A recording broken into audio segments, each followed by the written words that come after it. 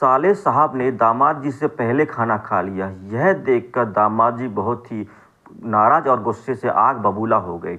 और उसके बाद जो होता है यह बहुत ही रोचक और आपके सुनने लायक बात होती है। पूरी जानकारी जानने के लिए वीडियो में अंत तक बने रहिए। वीडियो को लाइक कीजिए, चैनल को सब्सक्राइब कीजिए ताकि मेरा हौसला बढ़ता रहे। नमस्कार दोस्तों, स्वागत है आपका हमारे यूट्यूब चैनल में। एक निधि नाम की लड़की होती है। उसके परिवार में उसके माता पिता और उसका छोटा भाई होता है जिसकी उम्र 12 साल की होती है। उस भाई का नाम अरुण होता है। अब निधि की उम्र 22-23 साल की हो गई थी। उसके माँ बाप सोचते हैं कि हमारी बेटी शादी के योग हो गई है, हमें इसकी कहीं रिश्ता देखकर शादी कर देनी चाहिए। अब निधि के जो माँ बाप होते हैं उसके लिए लड़का देखना शुरू कर देते हैं। कुछ ही दिनों में उनको एक लड़का मिल जाता है जिसका नाम नीरज होता है। वो पास के गाँव का ही रहने वाला होता है। निधि और नीरज की बड़े धूमधाम से शादी कर दी जाती है। निधि दुल्हन बन के नीरज के घर में आ जाती है। जब नीरज के घर में आती है तो अपने ससुराल में देखती है। उसके ससुराल भी बहुत छोटा और सुखी परिवार होता है। नीरज के माँ बाप होते हैं और उसकी बहन होती है जिसकी जो शादीशुदा होती है, जो पहले से अपने घर बार की होती है। वह अपने घर में हंसी खुशी रहती है। और शादी के बाद जैसे लड़की पग फेरे के लिए अपने मायके जाती है तो निधि पग फेरे के लिए अपने मायके आ जाती है। और अपने मायके में रहते रहते उसे 15-20 दिन हो जाते हैं। वो 15-20 दिन हो जाने के बाद अब निधि के जो सास ससुर होते हैं, यानी कि नीरज के जो घर वाले होते हैं, माँ बाप होते हैं, वे कहते हैं कि बेटा अब तुम जाके बहू को ले आओ। तो नीरज अपनी पत्नी निधि को लेने के लिए उसके घर आ जाता है। और वह जब घर में घुसता है तो उस निधि के माँ बाप से नमस्ते राम राम करता है और उसके बाद घर में घुस जाता है। और अपने दामाद को देखकर निधि के जो माँ बाप होते हैं बहुत खुश होते हैं और उसे बहुत अच्छे से आदर सत्कार करते हैं। निधि की जो माँ होती है अपने दामाद नीरज के लिए अच्छा व्यंजन बनाने के लिए बैठ जाते हैं। उसके लिए हलवा पूरी खीर और तरह तरह की सब्जी बनाने लगती है। थोड़ी देर बाद नीरज का जो साला होता है अरुण, वह स्कूल से पढ़कर आता है और वह अपना बैग को रख के अपने जीजा से पास बैठता है और उसका हाल चाल पूछता है, उसके गले मिलता है और सब तरह की तारीफ करता है। नीरज का जो साला अरुण होता है वो बहुत ही प्यारा और क्यूट सा बच्चा होता है। वह नीरज भी अपने साले से बहुत प्यार करता है। तो साला भी अरुण भी अपने जीजा की बहुत तारीफ करता है और उससे बहुत प्यार करता है। वह आसपास के लोगों को बताता है कि मेरा जीजा ऐसा है, मेरा जीजा वैसा है। वो अपने जीजा के बारे में तारीफ करता रहता है और आसपास के लोगों को बताता रहता है।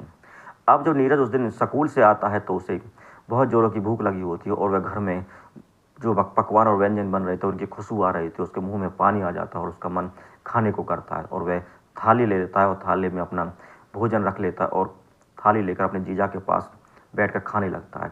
यह देखकर जो नीरज होता है बहुत गुस्से में आग बोला होता है और गुस्से में चिल्लाकर निधि को बुलाता है कि निधि इधर आओ।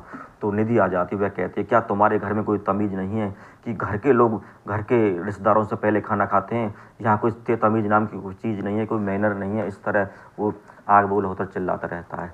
इस पर जो नीरज का ससुर होता है या निधि का पिता होता है वह कहता है बेटा कोई बात नहीं, ये बच्चा अभी स्कूल से आया था, इसे भूख लगी थी और बच्चे ने पहले खाना खा लिया तो कोई बात नहीं, मैं तुम्हारे लिए अभी भोजन की थाली लेके आता हूँ तो मैं भी भोजन देता हूँ। तो नीरज गुस्से में बोलता है मुझे यहाँ पर खाना नहीं खाना और मुझे यहाँ पर 1 मिनट भी नहीं रुकना। वह गुस्से में अपनी पत्नी निधि से कहता है तुम्हें मेरे साथ चलना है तो 2 मिनट में तैयार हो जाओ, नहीं तो मैं जा रहा हूँ, तुम भी यहाँ रह सकती हो। अब निधि बेचारी क्या करती, वो जल्दी से तैयार हो जाती है और अपने पति के साथ अपने ससुराल जलने लगती है। अब निधि की शादी को अभी बड़ी मुश्किल से 1 महीना हुआ तो वह अपने पति से अच्छे से खुली नहीं थी।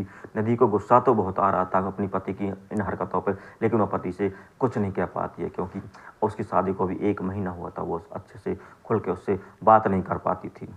निधि अपने घर आ जाती है, ससुराल आ जाती है और ससुराल के अपने काम धाम में लग जाती है। कुछ समय बीतने के बाद एक दिन नीरज के जीजा और बहन उसके घर पे खाने के लिए आते हैं और वह मेज पे खाना खा रहे होते हैं। तो उनके लिए नीरज अपने जीजा के लिए बाज़ार से अच्छी सी शर्ट खरीद के लाता है और शर्ट लेके आता है। बहुत खुश होता है कि मैं ये शर्ट लेके आया हूँ, अपने जीजा को दूंगा।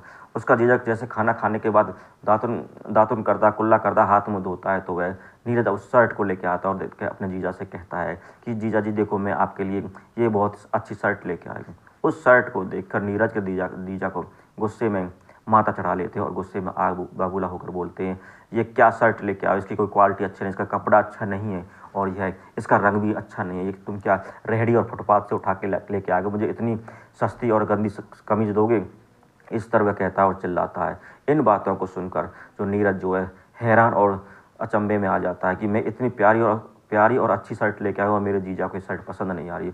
वह यह बात सुनकर चुपचाप अपने कमरे में चला जाता है और नीरज की आंखों में आंसू आ जाते हैं। निधि जो है नीरज के पीछे पीछे अपने कमरे में जाती है। वह अपने पति की आंखों में आंसू को देखती है तो वह पहले तो अपने कमरे में कुछ काम में लगी होती है। थोड़ी देर बाद वो पति के पास आती है और कहती है कि तुम रो मत, तुम परेशान हो तो कोई बात नहीं, जीजा को कमीज पसंद नहीं आई तो कोई बात नहीं, हम दूसरी कमीज दे देंगे। तो फिर उसे समझाती है कि कुछ दिन पहले जो तुमने मेरे घर में जो किया था उसे देखकर मेरे घर वालों ने किसी ने भी खाना नहीं खाया था। मेरे भाई स्कूल से आया तो छोटा बच्चा था, उसने खाना खा लिया तो कौन सी आफत आ गई। और क्योंकि बच्चे तो भगवान का रूप होते हैं और बच्चे ने खाना खा लिया तो क्या हो गया। और तुमने अपने घमंड में, अपने गुस्से में किसी को कुछ नहीं देखा और इतना मेरे घर में इस तरह तमाशा कर दिया। और जब तुम्हारे जीजा ने तुम्हें गुस्से में इस तरह कहा तो तुम्हें बहुत बुरा लग रहा है। तुम जैसा जिसके साथ करोगे ऐसा ही तुम्हारे साथ सलूक होता है। ये हमारे समाज की रीत है। तो तुम जिस आदमी के साथ, जिस लोगों के साथ जैसा व्यवहार करोगे वैसा ही व्यवहार तुम्हारे साथ करेंगे। जब तुम तो लोगों के साथ बुरा व्यवहार करते हो और दूसरों से तुम अच्छे व्यवहार की उम्मीद करते हो, ऐसा नहीं हो सकता। जैसे को हमारे समाज की रीत है, भगवान भी और समाज जैसे को तैसा देता, जो जैसी करनी करता उससे वैसा ही फल मिलता है।